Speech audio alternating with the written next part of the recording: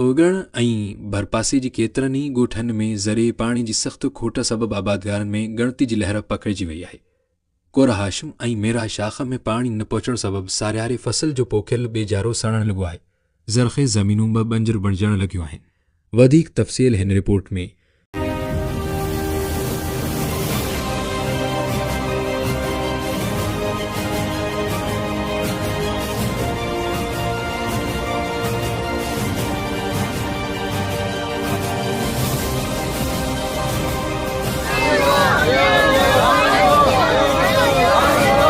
माल मता पांजो खपाए जो को बीजे बता ना वो खड़ी हो पानी न पातो खत्म थी दो।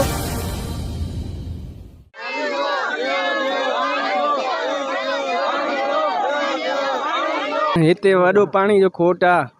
पानी कोन्हे, माण्हू ॿिजनि जेका परेशान लॻा पिया आहिनि। ॿिज कुआ खाई विया आहिनि, छलकियुनि ते भरे भरे थकिजी पिया। राति जो सॼी राति जो वेही वेही कुआ मारनि था। पाणी जो को खोट ई कोन्हे, एतिरो खोट आहे पाणी कोन्हे। ॿनियूं ॾिसो था सभु सुके ई पिया आहिनि। वॾो अशर आहे हिते पाणी जो वॾो खोट आहे। महिरबानी करे पाणी असां ग़रीबनि जो कयो।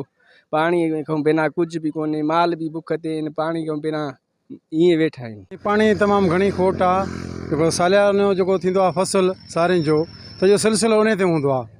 ग़रीबनि जी हिन ते रोज़ी रखियल आहे। सॼो सिलसिलो कारोबार सॼो सारियुनि ते हलंदो आहे। हिनमहिल हिन टाइम में पाणी घणो हुजणु खपे, पर गुज़िरियल साल हुयो, पर हिन साल से पाणी तमामु घणी खोट आहे। ऐं ॿिज जेके आहिनि उहे सुकी विया आहिनि। जेके रोबा माण्हुनि कया आहिनि उहे उते उनजा ख़तमु थी विया आहिनि। माण्हुनि घणो नुक़सानु थी वियो आहे। असां जेको सिंध गवर्नमेंट खे ऐं वफ़ाक़ खे इहो या रिक्वेस्ट कयूं था त बेराए महिरबानी पाणीअ खे जेको आहे सो वधायो वञे। ऐं जे ग़रीबनि जी मज़दूरी ऐं रोज़ी इन्हनि ते रखियल आहे।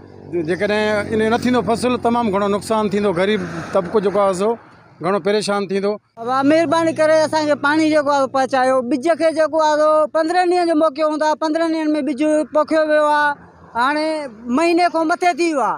हाणे ॿिज जो टाइम गुज़री वियो। हाणे ॿीहर ॿिज असां काॾो वञींदासीं। जे 5 ॾींहंनि में न पहुतो, 2 ॾींहंनि जे अंदरि ॿिज जे मिसाल न रुपियो वेंदो त ॿिज जेको आहे सड़ी वेंदो। पोइ असां पैसा ॿीहर काॾो वञींदासीं। इहो व्याज ते पटे सटे माल मता पंहिंजो खपाए जेको आहे सो ॿिज मता न हाणे उहो बि सड़ी हुजे। पाणी न पातो 5 ॾींहंनि में त ख़तमु थी थो। हुन जो मुदो ई ख़तमु थींदो। महिरबानी करे पाणी ॾियो। असांजा फसल कोन था थियनि, ॾाढो मजबूर आहियूं। शाखूं सुकियूं पियूं आहिनि, ज़मीन खेड़ी लॻी पई आहे। असांखे पाणी जी ॾाढी परेशानी आहे। असां वस वारनि खे अपील था कयूं, महिरबानी करे असां ग़रीबनि जेको आहे माना मदद कई वञे। खोट पाणी आहे ई कान असां वटि। ॿिज सड़ी विया आहिनि। ॿिज जेको आहे सो झटनि ते पियारियोसीं, नलकनि मां ट्यूबवेल मां भरे ॿिजनि खे ॾिनोसीं। पर ॿिज जेके पाणी असांखे मिलंदो आहे उहो ई असां हुनखे न ॾियोसीं। ॿिज अध ते सड़ी विया। असांखे हज़ारे रुपया उन ते ख़र्चु ॿिजनि ते। ॿिज असां ग़रीब माण्हू असां वरितासीं हिकु व्याजनि ते। माण्हू बि अहिड़ा जेको आहे असां व्याजनि खां सवाइ के ॾिए ई कोन। असां ग़रीब माण्हू असां उन्हनि जा व्याज भरियूं या पंहिंजे ॿचड़नि जी पूरत कयूं। असां काॾे वञूं? असां ग़रीब आहियूं। असांजी इहा ई सरकार खे अपील आहे, असांजी मदद करे। ॿियो असांखे कुझु न पियो, सिर्फ़ु पाणी खपे असांखे।